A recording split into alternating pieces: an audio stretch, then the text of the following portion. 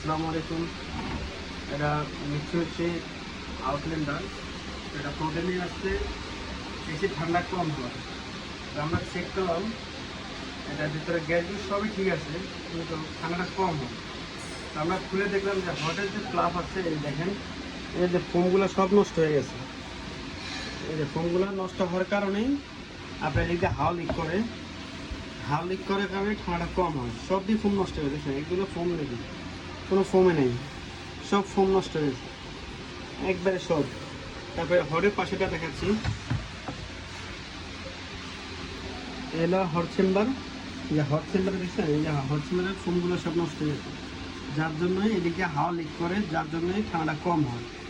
তো আমরা এটা খুলছি, এখন আমরা এটা পুরোটা ফোমিং করব। ফোমিং করলে দেন কমপ্লিট হয়ে যাবে।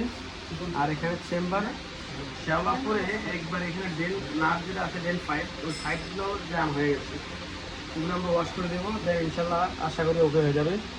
তো সবাই ভালো থাকবেন। অবশ্যই ভিডিওগুলো ভালো লাগলে শেয়ার করবেন, অন্য বাইককে দেখার সুযোগ করে দিবেন ইনশাল্লাহ। তো নেক্সট ভিডিও আবার দেখা হবে। ওকে, আসসালামু আলাইকুম।